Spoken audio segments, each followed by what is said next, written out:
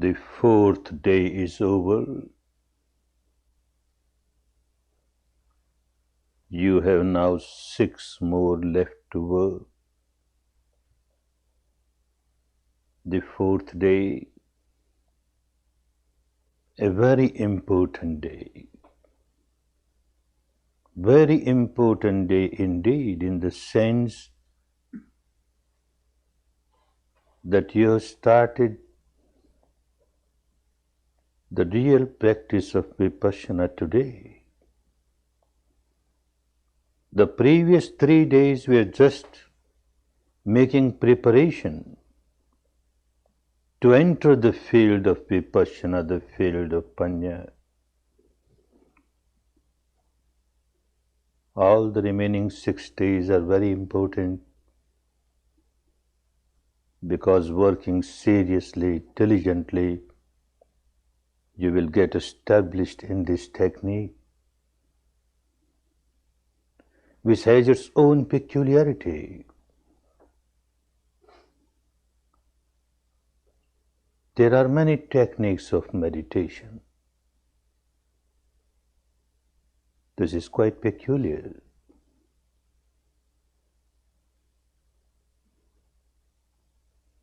One can start meditating by contemplating something, a part of the scriptures, words of some sages or saints. You keep on contemplating. Your mind gets concentrated. Good. It helps you. Or you start verbalizing some name, some word, again and again mentally your mind gets concentrated. It helps you. Or you start visualizing an imaginary shape or form of this God or that goddess, this saintly person or that saintly person, and repeatedly you imagine, your mind gets concentrated. Good. It helps.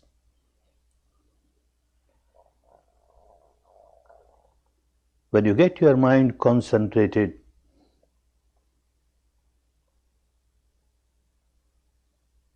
you will find that a change has started at the surface level of the mind, provided the motivation of concentration is not unwholesome. But the change is just at the surface level of the mind. In very deep absorption samadhis, it may penetrate a little, but it can't reach the depth of the mind.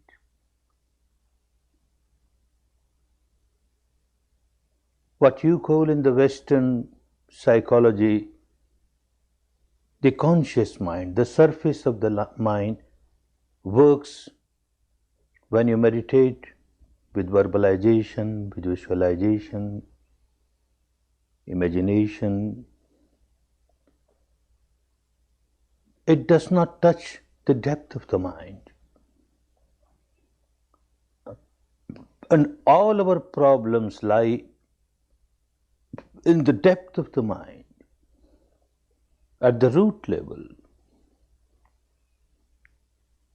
Our defilements have their roots deep inside. This is the storehouse, and it is so fertile. You may cut a particular defilement from the top level, you may cut even the trunk, but the root remains. And so long as the root remains, it can sprout again, it will sprout again, and will again grow. You are not liberated from this. This was the enlightenment of Gautama. He became enlightened, he became Buddha, because he realized that unless you take the roots out, roots of your impurities, if they are not taken out totally, you are not liberated. And he found out a way.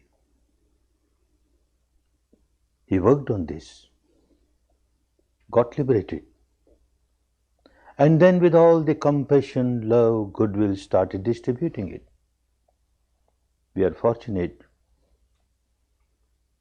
We have the same technique with us.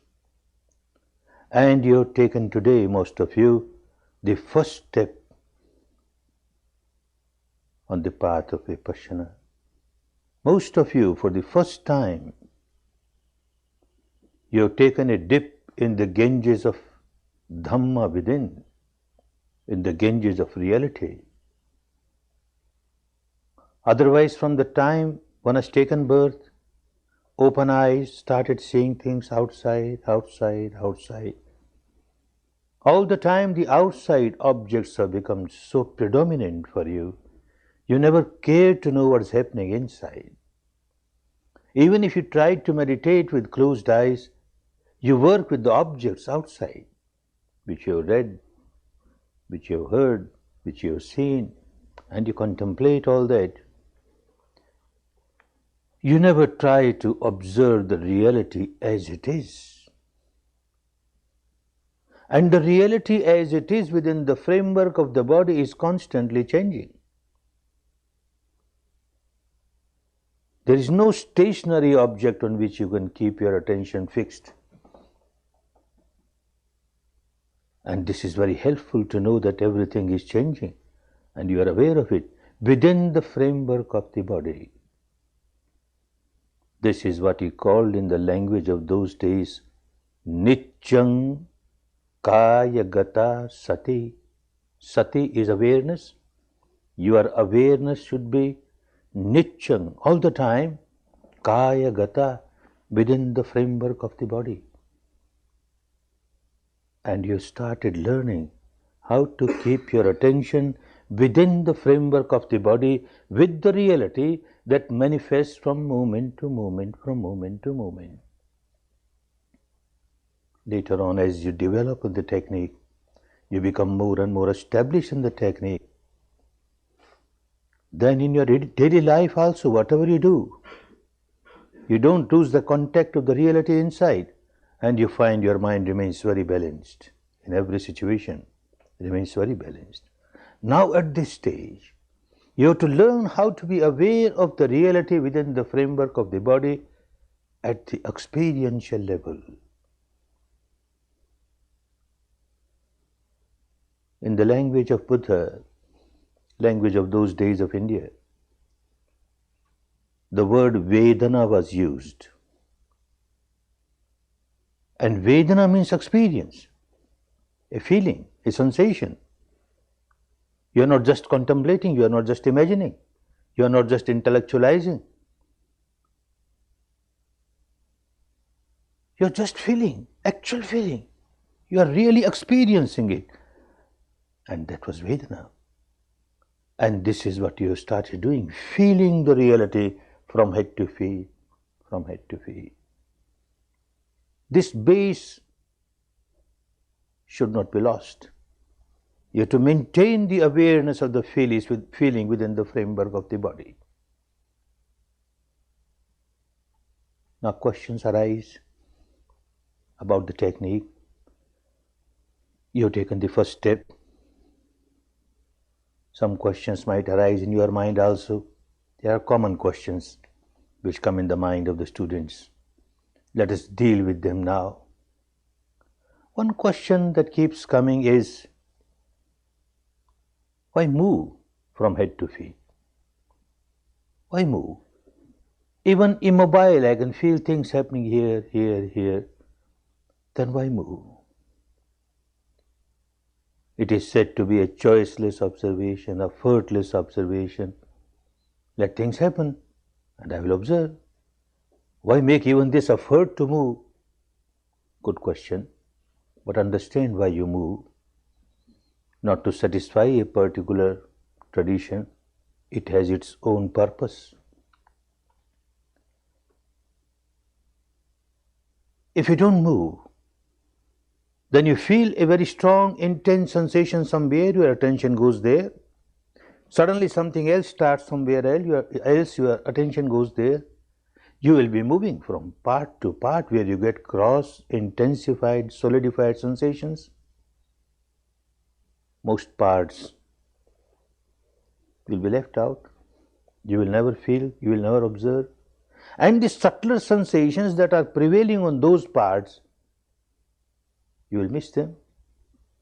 Your mind will remain very gross. The ability of your mind will be to feel only gross sensations. You are not training your mind to feel the subtler ones which are there on other parts of the body, because you always work with the intense sensation, this intense sensation or that intense sensation. Moving is very important. One reason is that when you proceed on the path, there are important stations and one has to pass through those stations. One of the station, an important station, is that you must reach the stage where you feel sensations everywhere on the body. Every part of the body there is a sensation. Every particle of the body has a sensation every moment. So long as there is life, wherever there is a life, there is a sensation. You have to develop the sensitivity of your mind, the sharpness of your mind. If that is missing, you won't be able to feel sensations everywhere. You will miss this important station. For that purpose, you have to move. Then the question comes, if you have to move, all right, we move, then why in an order? And why in this particular order? This particular order is not necessary. If this order does not suit you and some other order suits you, go ahead, any order, but maintain that order. Because unless you move in order, again and again the same order, you don't know, you might be missing certain parts. And as I said, we don't want you to miss any part of the body. Move in order, very important. Another question, a practical question comes. While you are moving in order, you reached a certain part, and suddenly an intense sensation starts on an area which you have left already. Or a sensation starts on an area where you have not yet reached. Shall I make a jump and go there? Oh no, never do that. Then again, you will be running from one intense sensation to another intense sensation, from one part of the body to another part of the body, not in order, and you will be missing many parts of the body, and you will be missing the subtler sensations. You cannot train your mind to feel very subtle sensations, which is a very important part of the technique. I have seen people working at random, gross sensations, for years together. They don't reach the stage where they can feel all kinds of sensations, especially the subtler sensations. The subtler reality is that the entire physical structure is made up of kalapas, tiny little atomic particles, and every atomic particle is nothing but wavelet. So the entire physical structure is nothing but wavelet, vibration. A modern scientist also says so, modern science says so. There is no solidity in the material world, all wavelets. The same thing a Buddha said, there is combustion and vibration. Entire universe, combustion, vibration, he is experiencing, and he puts in word his own experience. The scientist understands it at the intellectual level. We are not against the modern science or modern scientists. They have played their own part to serve the humanity. But if you want to understand the law of nature at the deeper level, you must have direct experience of the nature of the law of the nature. And that can be done only when you feel the totality of whatever is happening within the framework of the body. Just working with the gross intense sensations, you can't understand the law of nature at the deeper level. Therefore, it is essential that you go in order. You reached a certain place and some sensation, very intense, has started in the area which you left already. A part of your mind will be knowing it, but still keep moving. And the next round when you reach there, and if it is still there, observe it. If it is gone, it is gone. Keep on moving in order, in order. Another question that keeps coming, how long one should take? How long one should take to move from head to feet? There is no fixed time for that. It's a middle path.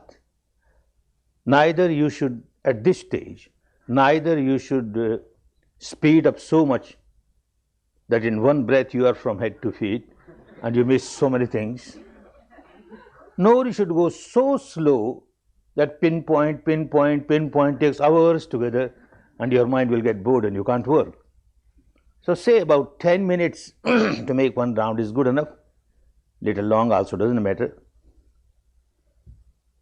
How much area at a time? Initially, as you start working, 2-3 inches, 2-3 inches, 2-3 inches, good enough. But sometimes somebody's mind is very dull, or even somebody's mind is very sharp, and at times it becomes very dull, and you can't feel anything. Mind is so gross, sensations are so subtle, you can't feel. Then take big chunks, the whole head, the whole face, the whole chest, the whole abdomen. Move, big areas. You get one sensation somewhere, good, move. And keep moving, and you will find slowly you get sensations everywhere. You will reach a stage where you get sensation all around. The tiniest spot you will get sensation. You have to work very patiently, very patiently. Another question that keeps coming, shall we feel the sensations just on the surface of the body or also inside? At this stage, when you started working on this technique, better first work on the surface. Within these 10 days, most of you might reach the stage where you will be able to penetrate and go deeper inside, piercingly, penetratingly, and you will feel sensations everywhere, outside, inside, but not now. First, let your mind be strong enough, sharp enough to feel the reality at the surface level. Of course, in some cases, it just happens naturally. A student comes and reports that I have started feeling something inside, nothing wrong. If naturally something happens, it happens. But intentionally, you have to work on the surface of the body at this stage. One point should be very clear as to what the sensation is. The word sensation, if it is not clear in your mind, you may be just looking for something and will remain confused. It is so simple, understand it. I keep on repeating. Sensation is whatever you experience at the physical level. At the bodily level, whatever you feel, it is a sensation. You feel heat, heat is a sensation. You feel perspiration, perspiration is a sensation. You feel throbbing, you feel pulsation, vibration, tingling, sensation, heaviness, numbness. Anything that you feel at the physical level is a sensation. Difficulty comes sometimes when, in spite of such repeated explanations, one does not want to understand what it is. And one keeps on looking for something.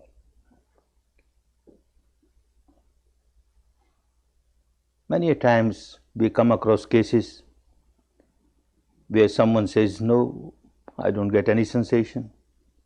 Like tomorrow your assistant teachers will examine you and they will question you, any sensation? And one amongst you might say, no, no sensation, no sensation. And the second question he or she will ask, could you sit for 1 hour without changing your posture? Oh no, I had to change so many times. Why? There was so severe pain. severe pain and yet no sensation. There cannot be a more intense sensation than pain. And you say no sensation. Because you are looking for something. You are looking for something special. A sensation of bliss, ecstasy, wonderful. I came for meditation to experience bliss. What is pain? Am I here to observe the pain? I didn't come for pain. Pain I already had in my life. Why I come here for pain? They are looking for something. Very difficult. It happens even during Anapana. On the second day or third day when you are asked, any sensation in this area? And someone replies, no, no sensation. Hey, what is this? This was just some itching here. Itching is no sensation for this person. Looking for something. No sensation. And someone comes, once a while, someone will come and say, oh, Goenkaji, I have a lot of pain, pressure, heaviness, heat, perspiration, throbbing, everything what you say, but no sensation. No sensation, because all these are no sensation for him. He's looking for something special. I always remember the case of my friend. For the first time when I went to a course like this decades ago, initially it was difficult. Second day I packed myself to run away from the course. This is not for me. I come from a business community, so much of crooked and cunning mind, and this is for simple people who are teachers or professors and things like this, who are good people. I can't do this. And then the tradition from which I came, different background. What, these people? What they are doing? They are, where is the God? No place for the God. Poor God, he is gone. The soul, no soul. What they are talking? What kind of meditation is this? And all those thoughts were there, expecting something special. Second day I wanted to run. I feel very grateful to a co-meditator. She was so kind. She said, just one day, you get wonderful sensation here. First day I got sensations here. Just observe. This is what the teacher wants you to do. Carry on. I am grateful. I stayed. Otherwise, I would have missed such a wonderful thing in my life. And when the course was over, anyone who has really gained something by the course cannot resist. Feels like telling others, oh, so wonderful. The family members, the friends, please go and see. It is so good. You also try. It is so good. It has done me so good. It will do you good also. And a number of people started participating in the course. One of my friends, a very rich person, a co-industrialist, a businessman, and a very rich person and an industrialist and a businessman, good testimonial to say a very miserable person. Very miserable person. Not that to do trade or industry is wrong, but the way in which it is done, a rat race just to earn money, money, money, such madness is there. Very miserable, because I had passed through the same game, so I knew the misery, and I was coming out of that misery, so I told him, you also try. He won't accept. Oh, you went because of your migraine. I have no migraine. Why I should go? Although he had bigger migraines, which I knew, and yet he won't go. It took me 1.5 years to convince him, just try, give it try, give it try. And he came. 2 days, 3 days, somehow he worked. 4th day, Vipassana was given. And the 5th day, the teacher goes around. There, every ideal meditation center must have individual cells for each individual meditators. So there are cells, and the teacher will go there to give guidance to the students. And when there are Indians who can't understand Burmese properly, he will take me to translate. So we went to the cell of this meditator, my friend, knocked at the door, he opened, and the first question we asked, what sensation? There is no sensation, no sensation.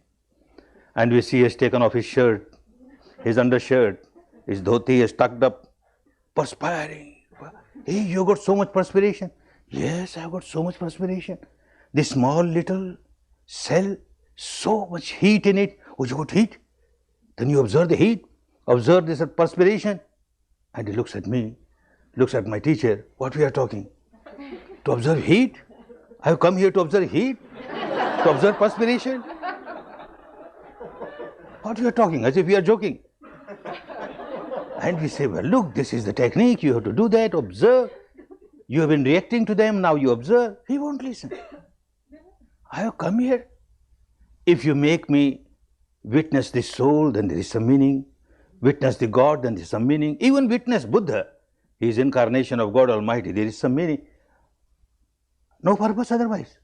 What purpose there is to observe this heat? And every day we try to explain, and every day when we question any sensation, nothing special. He is looking for something special.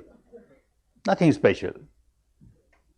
I felt so sorry. With such difficulty he came, and all the 10 days he kept on looking for something special, and nothing special came. The nature was manifesting itself. The nature of the body was manifesting itself. The truth was manifesting itself. The Dhamma was manifesting itself, and he was kicking it. No, I don't want it. I want something special, something special. After 1 year, he saw so many people going there, and everyone goes there, comes out smiling, this benefit, that benefit. He felt very sorry. He missed something, he understood. So he pressed once more, please give me one more chance. The teacher will not take, but please recommend one more chance. Now if you say to observe heat, I will observe heat only, nothing else. Perspiration, I will observe perspiration only, nothing else. And yet he came, and he worked properly, and he developed so much in Vipassana. So long as you are looking for something special, you are not doing Vipassana. Vipassana is yatha bhuta, whatever has happened at this moment, the reality of this moment, as it is. As it is, not as you would like it to be. If this is understood, you will keep on progressing, there will be no difficulty. But if you keep on ignoring the reality which is manifested, and you look for something which is not there, then you are not doing Vipassana. So keep this point in mind, that whatever you feel at this body level, at the physical level, anything that you feel is a sensation, pleasant or unpleasant, intense or feeble, whatever it is, you just observe, just observe. You have done your job, and leave the rest to Dhamma, leave the rest to nature. Thy will, you have done your job, and the results will start coming. You are moving from head to feet, from head to feet. You might reach a stage where you don't feel any sensation, on some part where there is no sensation. For you there is no sensation. For you it is a blind area, a blank area. Actually there is no blind area, no blank area. Sensation is there everywhere. But because your mind is very gross, and the prevailing sensation on that particular part is very subtle, so your mind is not capable of feeling it. So you say there is no sensation. All right, no sensation. This is the reality of this moment. No sensation. Stay there. Stay there calmly, quietly, attentively, and equanimously. Very important, equanimously. If you are not equanimous, then the technique will not help you. If there is no sensation, a blind area, you are staying there for a minute, and you start craving, oh, I want a sensation. I want a sensation. You stayed one minute, no sensation. Next round again you have come, I want a sensation, I want a sensation, no sensation. Or look 5 times, no sensation, 10 times, no sensation. You are craving, craving, craving. And whenever you start craving, you lose the balance of your mind. And when the mind loses the balance, it becomes very gross. It can't feel the sensation which is subtle. Therefore, equanimous. Even no craving, you may have aversion. Look, this blindness has not yet gone away. 1 round, it has not gone away. 5 rounds, it has not gone away. And you got aversion towards this blindness of the area. Again, you have lost the balance of the mind. Remain equanimous. Just accept the reality as it is. This is the moment when I am not experiencing any sensation in this area. I have done my job. No sensation, no sensation. Let me see what happens. But see, if it is a covered part of the body, try to feel the touch of the cloth. This also is a sensation, although very superficial, doesn't matter. Touch of the cloth and move. If it is an open part of the body, uncovered part of the body, touch of the atmosphere, very superficial, yet touch of the atmosphere and move. And keep working like this very patiently, very patiently. Soon you will reach the stage where you will start feeling sensations everywhere. Two aspects of this technique. One is develop your capability, sensitivity of the mind to feel sensations everywhere of all different types. And the second, learn how to observe it objectively. Try not to react. You are learning this technique to change the habit pattern of your mind at the deepest level. The deepest level of the mind, what you call the unconscious mind, actually it is not unconscious. Every moment, day and night, it is feeling the sensation on the body. It is experiencing sensation on the body. Every type of sensation, whatever comes up from moment to moment, it keeps on feeling. And it keeps on reacting to them. If the sensation is pleasant, it will react with craving, clinging. If the sensation is unpleasant, it will react with aversion, hatred. This habit pattern of this deep unconscious mind, all the time craving, hating, craving, hating, craving, hating, you have to turn this habit pattern. And for that, you have to reach the stage where this habit pattern is prevailing. That means the deepest level of the mind where you feel sensations and you don't crave and you don't hate. You just observe and understand, look, it is changing, it is changing, it is changing. As you keep on working on it, realities of nature will become clearer and clearer. The law of nature will start revealing itself. The law is law everywhere, outside, inside. The entire universe is governed by the same law. Animate, inanimate. You can try to understand this law at the intellectual level when you see things happening outside. But you cannot experience it. You can experience only when you feel things within the framework of the body. Then you are experiencing it, and then it becomes very clear. There cannot be any confusion. There cannot be any doubt. And this is what he did. Although born in a royal family, a prince, it was peculiar. The prince was not born in a royal palace. He was born under a tree, open nature, open sky. At the age of about 5 or 6, it so happened, he was sitting under a tree and he just started meditating, observing respiration, and went in very deep samadhi, deep absorption samadhi, under a tree, open nature, the first taste of meditation, the samadhi. At the age of 35, he went out, again under a tree, got fully enlightened. And then out of compassion, started distributing this wonderful technique to others and started rotating the wheel of Dhamma. The first teaching he gave, again under a tree, open nature, open sky. And at the ripened age of 80, he passed away under a tree, open nature, open sky. All the important events of his life under a tree, open nature, open sky, he studied the nature so thoroughly. But studying the nature so thoroughly outside cannot make one a Buddha. One cannot become an enlightened person. It was studying the nature inside at the experiential level which made him a Buddha. And this is what he taught. Nityang kaya gata sati. All the time you have to be aware of the reality within the framework of the body. And this is Vipassana. And by this the entire law becomes so clear at the experiential level.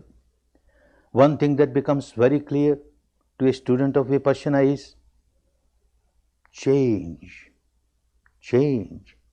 Every moment some change or the other is taking place. Within the framework of the body you are experiencing it, and outside also the same law, changing, constantly changing. As if everything is in a melting pot. Everything is in a melting pot. Nothing has come out as the final product now, no more change in it. animate or inanimate, everything in a melting pot, changing, changing, changing, all in a flux, all in a flow. That reality now comes with the experience within the framework of the body. Another reality, whatever is happening, a change is taking place. Whatever is happening is not happening accidentally. Everything that is happening has got some cause or the other. One cause or number of causes together and results into a effect. Cause, effect, cause, effect. And the effect becomes a cause for something else. Effect, cause, effect, effect, cause. This is how the entire universe keeps on rotating, rolling, flowing. Cause, effect, cause, effect. This becomes very clear at the experiential level. Another reality which will become very clear. As the cause is, so the effect will be. As the cause is, so the effect will be. As the seed is, so the fruit will be. Outside in the vegetation world, we see the same thing. Inside also one starts experiencing the same law. Outside in the world, I plant two seeds. One seed of sugar cane, another seed of neem, a very bitter tree in tropical countries, a neem tree. Same soil, same water, same air, same sun. They get same nutrition. They sprouted out and started growing. What happened? What happened to the sugarcane plant? Every fiber of it, so sweet, so sweet. And this neem tree, every fiber of it, so bitter, so bitter. Why the nature is so kind to one and so cruel to the other? Or you can say the God Almighty, why he is so kind to one and so cruel to other? No, nobody is kind or cruel. This is just fixed law of nature. Nature only gives nutrition and helps the seed to manifest its quality. The quality of the sugarcane seed is sweetness, sweetness. It manifests itself in every fiber. The quality of the neem seed is bitterness, bitterness is manifest in every fiber. Law of nature, law of nature. A big neem tree has grown, and I go there, pay respect 3 times, make 108 rounds, then offer flowers, incense, sweets, etc. And then with moist eyes, start praying, "Oh neem god, please give me sweet mangoes. I want sweet mangoes, please give me." You keep on crying for the whole year, whole life, nothing happens. You get only bitter neem. You can't get sweet mangoes. If you really want sweet mangoes, then while planting the seed, you must be very careful. You plant the seed of sweet mango, you will get nothing but sweet mango. Our difficulty is that we keep on planting. While planting, we are so careless, so unaware, so unmindful. Keep on planting bitter seeds, bitter seeds. When the time of harvest comes, fruition comes, then I want sweet fruits only, sweet, not possible. And expect that something will happen for me. In spite of my bitter seed being planted by me, I will get some sweet fruits. Some invisible power will help me. The God Almighty will help me. Why God Almighty will help you? Why not others? Because you praise Him. You try to puff Him. And He becomes very happy because of that. And He will help you. And He won't help others. Madness. The earlier one comes out of this madness, and earlier one starts following the path of the law of nature. As I have planted the seeds, that type of fruits are bound to come. Therefore, I must be very careful while planting the seeds, The earlier one gets the path of liberation. Otherwise, one keeps on rolling, rolling, rolling in ignorance, just keeps on fooling oneself, deceiving oneself, and keeps on rolling in misery. One cannot come out of the misery. Law of nature is law of nature, universal, applicable on everyone. As the seed is, so the fruit will be. As your action is, so the result will be. What kind of action, that kind of result is bound to be. One incident at the time of Buddha, One day, a very young man came, crying, crying. Hey, what happened? Kept on crying. What happened? Sir, yesterday my father died. Well, he died. By crying, he can't come back. No use crying. Why you cry? Oh, sir, I have come to you with a special request. What special request? Please, sir, do something for my father, the dead father. Hey, what can I do for your dead father? You can do so much, sir. You're so powerful. You're so powerful, such a great man. Look, these ordinary priests, they perform certain rites or rituals, and as they perform the rites and rituals, one gets the entry visa in the heaven. And you, sir, if you perform some rites or rituals for my father will get not only entry visa, he will get permanent stay. He will get a green card for heaven. Please, sir, do something for my father. Mad fellow. Buddha knew any kind of argument won't work. He's so emotional at this stage. He had his own way of explaining things. He said, all right, go to the market, buy 2 earthen pots. Very happy. Buddha is now going to perform some rite and ritual for my father. Purchase 2 earthen pots, fill one with butter, we call it ghee, butter. Fill the other with stones, pebbles, did it. Close their mouth, seal properly, did it. Now place them both in this pond nearby. Placed it. With the weight, they went down to the bottom. Bring a big stick and a strong stick. Strike at them, break them open. They were broken open. He was so happy. Buddha is performing a wonderful rite or ritual for my father. India is a vast land and a very ancient land. A land of diversities, land of extremes. You find people reaching the stage of full enlightenment like Buddha, and you find people so ignorant, rolling in all these blind faiths and beliefs and dogmas, etc.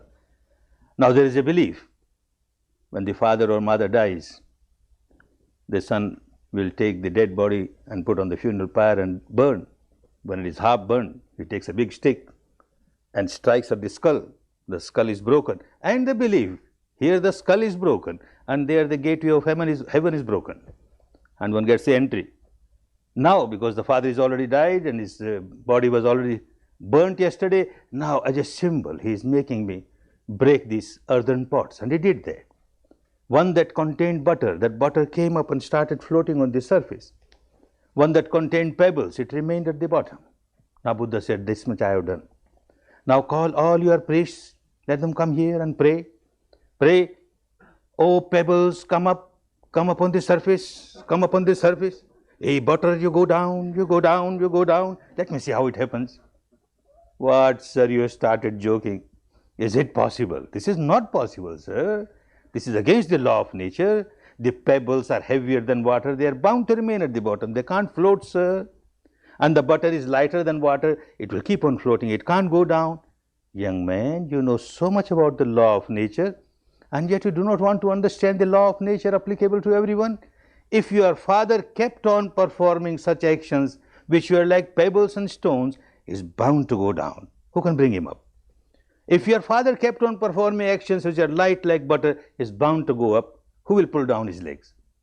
We don't try to understand our difficulty. We try to depend on somebody. Some invisible power will do something for me. Some invisible power will do something for me, and we do nothing to change our own behavior pattern, our own actions, and that is why one keeps on rolling in misery, misery after misery, misery after misery. The earlier one understands this law of nature, and earlier one starts to live a life in line with this law of nature, the earlier one starts coming out of the ignorance, coming out of the misery, and starts enjoying a good life. Once one agrees that I must be careful about my actions, the question comes, what is the action? What is the action which gives fruit? There are 3 types of actions: physical action, vocal action, and mental action.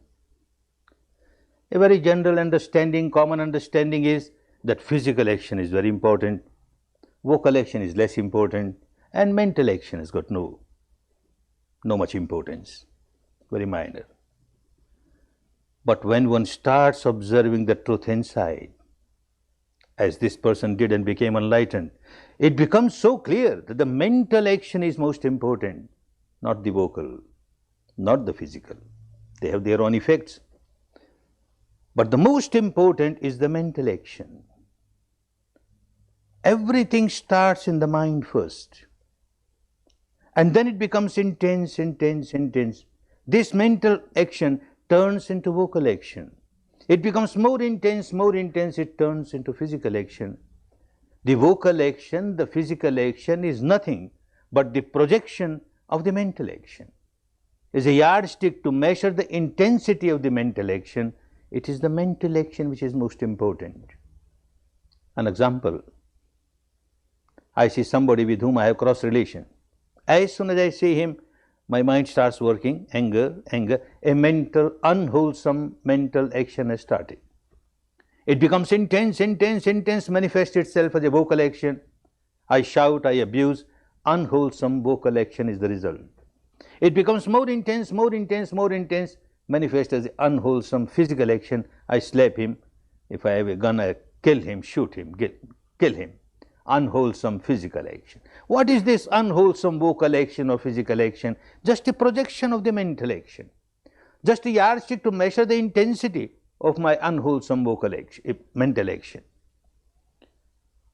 As unwholesome, so also wholesome. I see somebody in a very wretched, miserable condition. My mind starts working. Compassion. This mental action, wholesome mental action, manifests itself as a vocal action when it becomes intense. I speak a few words, kind words, loving words, compassionate words, wholesome vocal action. It becomes more intense, manifests as a physical action. I help this person at physical level, give him something, a wholesome physical action. Wholesome or unwholesome, all vocal and physical actions are projections of the mental action. This is the realization of an enlightened person. This is the enlightenment of an enlightened person. Mind matters most. Everything starts in the mind. Everything starts in the mind. Mind precedes everything. He is putting words to his own experience when he says, Manopabangama Dhamma Manosetha Manomaya Manopabangama Dhamma. Mind precedes everything else. Manosetha. That is why mind is most important. Mind matters most. Manomaya. Whatever you experience throughout the life is nothing but the product of your own mind. Manomaya. Manasa chepaduttene bhasativa karutiva. With the base of an unwholesome mind, an impure mind, a defiled mind, you perform any action, physical or vocal, then tattonang dukkhamanveti chakang vaivatu padang. Then misery will keep on following you. Like the wheel of the cart follows the horse who is yoked to that particular cart. Wherever this cart goes, wherever this horse goes, the wheel keeps on following, because the base was wrong. So the misery keeps on following you. Similarly, manasa chepasannene bhasativa karutiva. With the base of a pure mind, wholesome mind. If you perform any action, vocal or physical, then tattonang sukham anveti chaya vayanapayini. Then all the happiness keeps on following you like your own shadow. Wherever you go, your shadow is there. This is the law of nature. The base of the mind is most important. This is the base of the mind which makes you act at the mental level first. And then it goes to the vocal level and the physical level. the result that you get, the fruit that you get, is the fruit of your mental action, the volition of your mind, not the vocal action, not the physical action. An example: I see somebody with whom I have got cross relation, generate anger, and then I shout, I abuse, you dog, you pig, etc. I don't know why you abuse in your country, but in Hindi they say you dog, you pig, you dog, you pig, you donkey, abused. One incident over. Another incident: I see my grandchild having come, played in the mud somewhere and soiled all the cloth. I say, you dog, you pig, you donkey. Same words. I've used the same words at the vocal level, the same action is there, but from the mind, the mental volition is poles apart. When I was using these words for my enemy, it was full of ill will. When I'm using the same words for my grandchild, it is full of goodwill. My nature takes care of the volition of the mind, not the vocal action. The result that you will get, the fruit that you will get, will be according to the volition of the mind, not according to the vocal action. So also not according to the physical action. Another example: a very rich person with lot of money, jewelry, etc., is traveling in a jungle alone.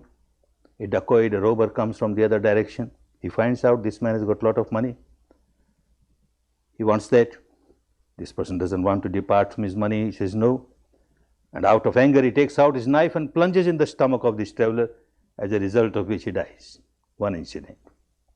Another incident: somebody has developed a kind of ulcer, very painful. Different treatments were given, could not be cured. Then a surgeon says that, well, if I cut open, take this ulcer out, perhaps you will be relieved. All right, go ahead. He is made to lie down on the operation table in the operation theatre. The surgeon takes out the knife, plunges in the stomach, and it so happens at that time this patient dies. The doctor and the dacoit did the same thing at the physical level. They took out their respective knives, plunged in the stomach of somebody, as a result of which that somebody died. Now, will the nature, or say the God Almighty, is going to give the same result to both of them? Oh no, the mental volition. The mental volition of that dacoit was full of ill will, and the mental volition of this doctor full of goodwill. The nature takes care of the motivation of the mind, the volition of the mind, and the fruit comes exactly according to that. What is the base of the mind? The base of the mind is more important, the volition of the mind is more important than any action at the physical or vocal level. We have to be careful about the mind and the volition of the mind. For that, one must understand what the mind is and how it works, and Vipassana will help you understand. The whole technique is to divide, dissect, disintegrate, dissolve the entire physical structure. You won't have to do anything, you just observe, observe, observe. Nature will start dividing, dissecting, disintegrating, dividing, dissecting, disintegrating, dissolving. Initially you get very gross, solidified, intensified experiences of the body, and then they start getting dissolved, dissolved, dissolved. You reach the stage where there is nothing but a very free flow of subtle vibrations, free flow of energy, very subtle, very subtle. Similarly, the mind is divided, dissected, disintegrated. One who becomes fully enlightened examines the entire mental and the physical structure. The physical structure, dividing, he reaches the stage, the tiniest subatomic particle, which he calls Attakalapa, 8 things joined together, they cannot be further dissected. Similarly, mind dividing, the mental contents, dividing, dissecting, one reaches the stage where one finds there are 121 types of mind, 52 types of mental contents, which you call mental concomitants. Every mind arises with one concomitant or the other. At this stage, when you just started the kindergarten of Vipassana, no use even to remember those 52 and 121 minds and mental contents.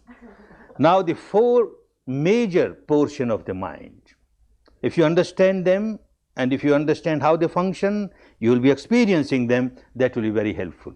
the four major segments of the mind. First segment of the mind. In the language of those days, in Buddha's words, it was called Vijnana. The nearest English translation of that can be consciousness. First part of the mind, consciousness. Its job is to cognize. All the six sense doors we have, the eyes, the ears, the nose, the tongue, the body, skin and the mind. All the six sense doors have six separate vijnanas, six separate consciousness. Eye consciousness, ear consciousness, nose consciousness, tongue consciousness, body consciousness, mind consciousness. Six vijnanas. Something comes in contact at any sense door. A sound comes in contact at the ear sense door and the ear consciousness will arise. A shape, a form, a color, a light comes in contact with the eye sense door. Eye consciousness will arise. Smell comes in contact with the nose. Nose consciousness will arise. Taste comes in contact with the tongue. Tongue consciousness will arise. Something tangible comes in contact with the body. Body consciousness will arise. A thought, a emotion comes in contact with the mind. Mind consciousness will arise.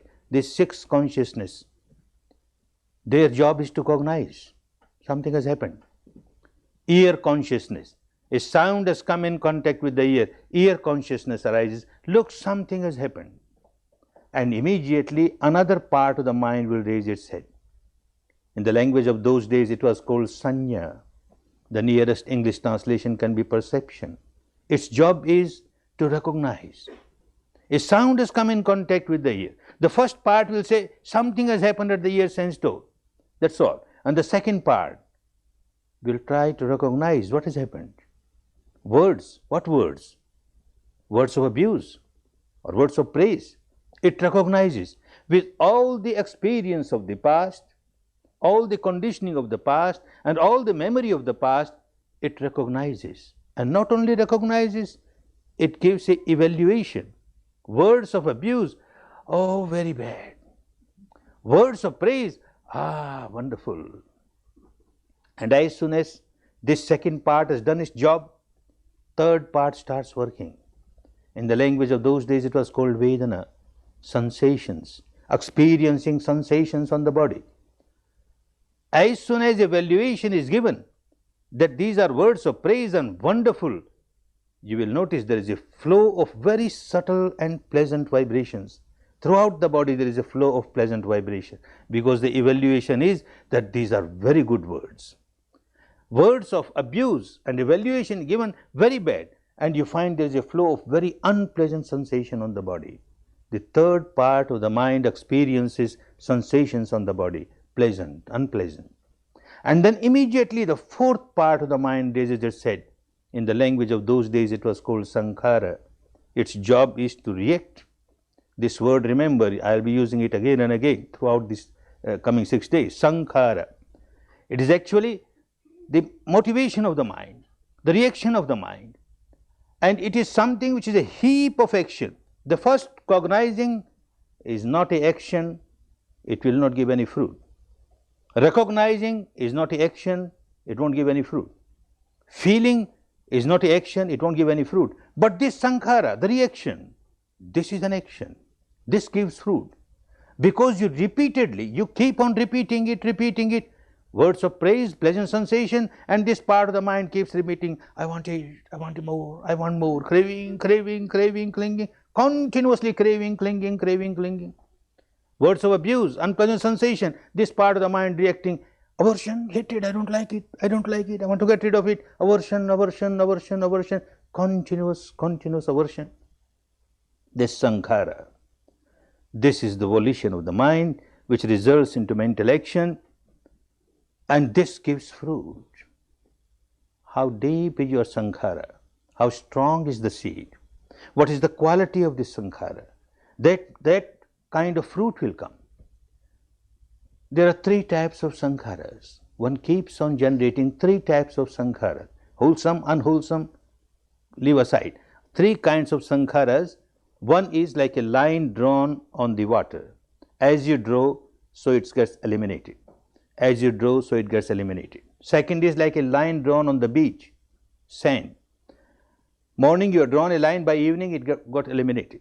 And the third is like a line drawn on rock, deep line with chisel and hammer, very deep. It takes years together to get it eradicated, but very deep line.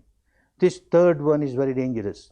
And this is what we keep on doing. When you keep on repeating anger, and you keep on repeating anger, hatred, passion, fear, worry, anxiety, depression, all these defilements, you keep on repeating, it goes deeper, and it gives deeper results. Much more misery it will give. This you will understand more and more as you practice this technique, the functioning of the mind, these four sectors of the mind, their relation with the body, the interaction of the two, how one keeps on influencing the other, how one gets influenced by the other, how this sankhara that I am generating is becoming deeper, how if I am more alert, attentive, aware, they don't go so deep and I am coming out of my misery, that becomes clearer and clearer. Whole day you have been generating sankhara after sankhara. Every time something is happening deep inside, some sensation and you react, some sensation and you react. Every moment you are doing that.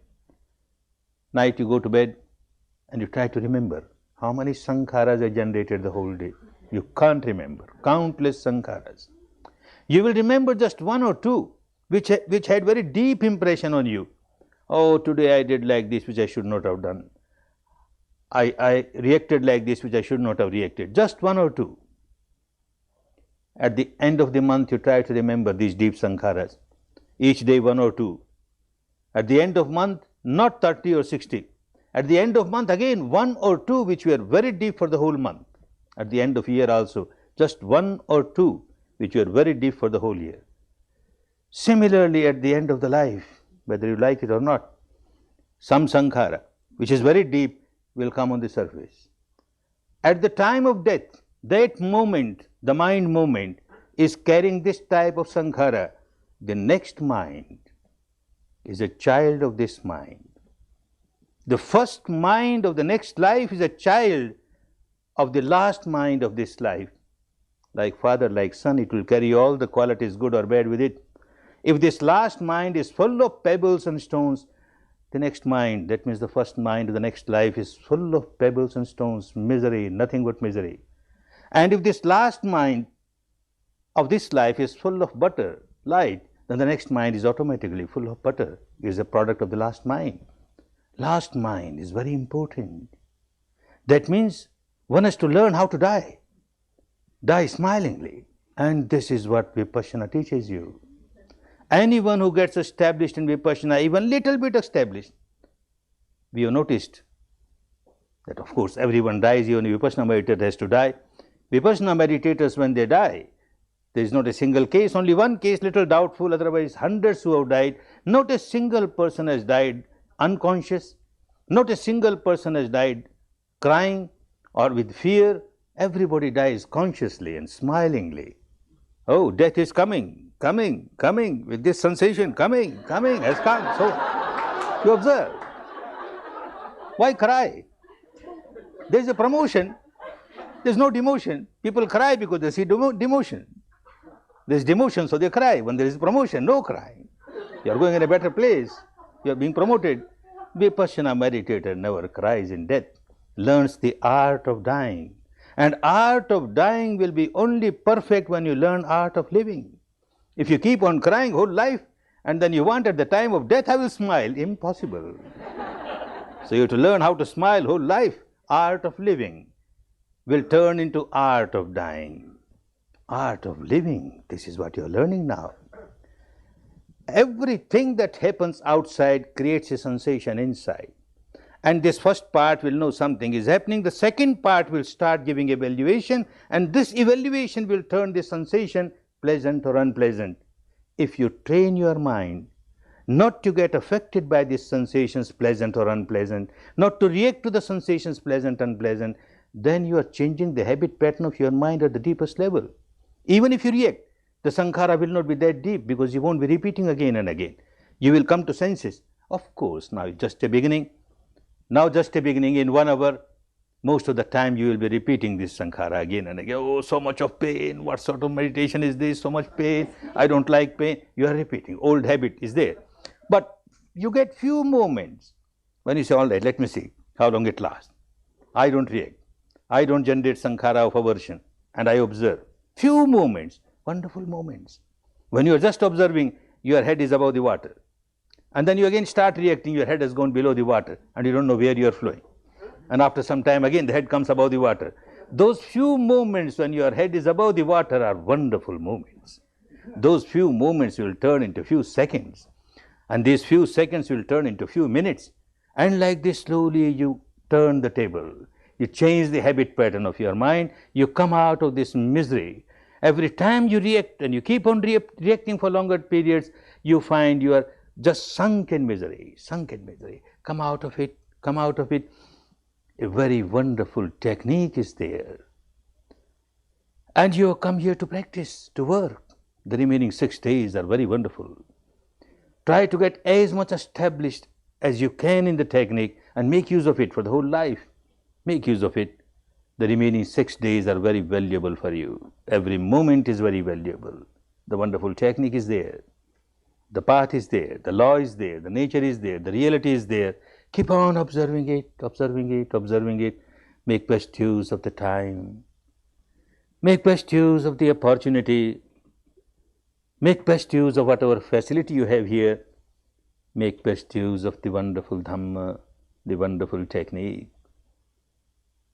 to come out of all the miseries, to come out of all the ignorance of generating sankharas after sankharas, sankharas after sankharas.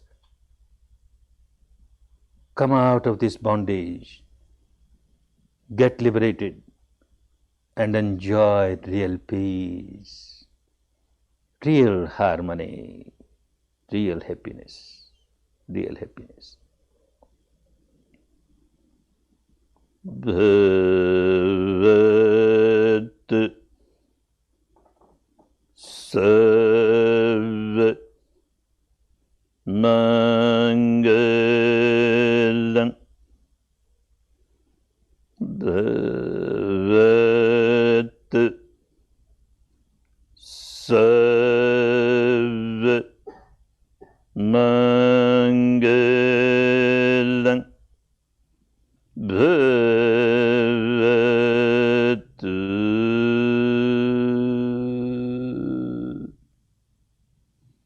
Sarvamangalam.